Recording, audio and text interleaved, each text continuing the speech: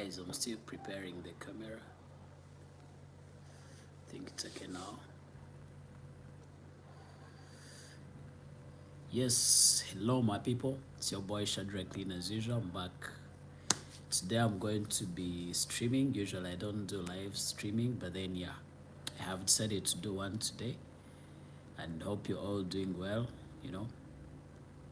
Yeah, so it's been a while when I'm not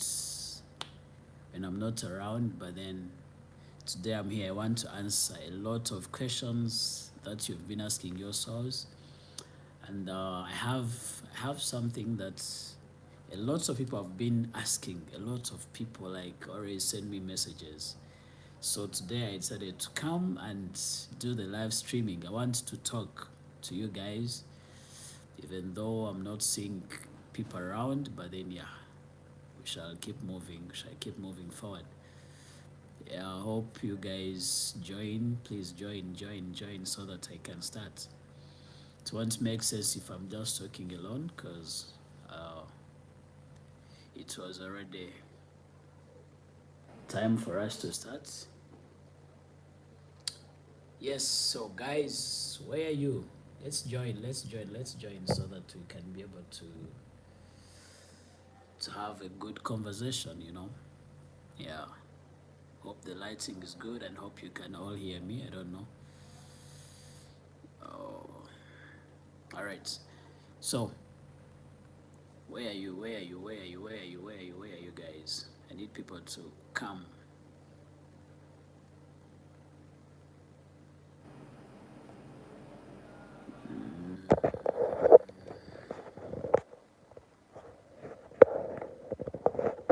Yeah, so now a lot of people have been asking me about my life in China, how I came. So many people are interested on knowing how I came in China, the process. And first of all, I used the agents when I was coming to China. There are some agents that use for applying. So I applied using the agents for coming, and my agent, he charged me 3,000 US dollar. Though when I reached here, I found out that actually he scammed me, because the school where I was applying, actually the application was free of charge, and then you pay 100 once you're admitted, 100 US dollar. But then my agent had already charged me 3,000 US dollar. But then I wasn't even caring about that, because before I came in China, first of all, I was going to Turkey, and on the last day when I was supposed to pick my passport, mean my visa, and go to Turkey, that same time, actually they denied me the visa. So when they denied me the visa, since it was the last day which I was supposed to be leaving, because I had already reached the deadline, so my parents suggested I can get another country which is easier to get a visa. So the easiest country was China, and that's how I applied to China to come. But to be honest, I never made any research about China. I knew nothing about China. So I applied and came here, and life was totally hard, because everything I expected was totally different. I thought when you go abroad, it's a must. You must find people speaking English. Guys, when I reached at the airport, no one was speaking English. And now I got lost. When I reached at the terminals, I was lost. I never knew which way to take, because first of all, I had a connecting flight. So me connecting from where I was, when I reached in Turkey, it was okay. But then when I reached here in China, from Guangzhou to my city is called Hainan. So from Guangzhou to Hainan, I never knew where to find my plane, because my plane, first of all, it delayed 10 hours. So that means I had to reschedule my plane from Guangzhou to my city. And then when I reached there, since it was already late, it was around 3 a.m. and I had no one to ask for help. So I tried to talk to the Chinese people, but when you talk to Chinese people, they don't even speak English. So once they don't speak English, they don't even want to listen to you. You approach someone, someone just goes. So I tried to approach some people at the airport, but each of them, my goodness, was it's like as if they had seen, I think, an animal, which is so scary. Which was so fun. I never knew that. I used to hear people saying there is racism in abroad. Let me say abroad, not just in the country of as China. But I used to hear about racism and I never knew what it meant. But the first person I approached was talking to me like this, holding the nose. I was like, what the hell? Like, at first, I never got upset. But then when I approached the second person, still the person was holding the nose, which was so annoying. I was like, why are they holding their nose? And still, when you go to approach someone, someone just goes away. But then I was like, it's okay. As long as I get what I need, it's fine. So I tried to ask people, how can I get to the terminal 2? And no one was talking to me because they don't understand English.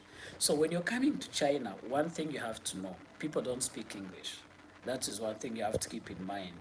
And when you're coming to China, please remember to download the translator before you even think of coming, because the translator will help you a lot.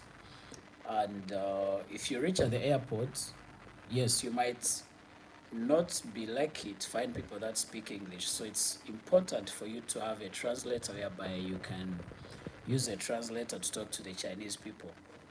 And I think actually it's not a problem of just Chinese people, but also I'd say the Asian countries, most of the people don't speak English. It's just by luck you find maybe someone speaking English at the airport, which is not so common, but it's there. So uh, when I came here, I thought jobs were just automatically. I thought like when you reach in China, you just get jobs anyhow. And now so many people have been asking me the same question: how do we get jobs in China? Can I apply from my country and I work in China? The answer would say it's 50-50. I can say yes and I can say no. Reason why I'm saying yes, there are some people that can apply from home. Maybe let's say you're in Africa, you live maybe in Europe, and then you apply for the jobs in China, maybe teaching jobs. It's possible that yes, you might get that job. It's possible that you might get the job, and then maybe the school or maybe the company helps you get the visa. But then once you're here, when you're here in China, first of all, it's hard for you to get a job. That is the truth. Most especially if you're a student, I want you to come here when you know, like, it's not automatic that once you go to China, you're going to have a job. It's not an automatic thing. So you might come here expecting the job, and to be honest with you, the first month you will get depressed because you will stay in the room, you won't know what to do. If you don't even meet people to guide you, you won't even know how to buy food, just simple food. And you won't even know how to find where the food is. If maybe you don't, let's say you're a student, if you don't go to the canteens and you have to find food outside, yes, it won't be easy for you. And even when you go, if you don't go with someone, or maybe you don't use a translator, you might not find any food to eat because Chinese people don't speak English at all. So it's important for you when you're coming here, at least to download that translator. So people, when they ask me about jobs, there's why I say that sometimes it's hard to find jobs. When you're a student, once you're caught by the government working, you might either be deported or you might pay around 3,000 to 5,000 US dollar, depending on maybe the police or the kind of punishment they have decided for you to do. Most especially if you are caught at first, and then maybe if you are caught at first, and then later you try to, yeah, if you are caught at first and maybe after some time, then they find you working again it will be another big problem. So they might deport you immediately. These people, they don't give a damn. That's the truth. Yeah, that is the truth. So for the people that for the people that maybe came here with a working visa, yes, it's easier for you to work. If you have your working visa, you can work in China. It's true, yes. The job opportunities are there.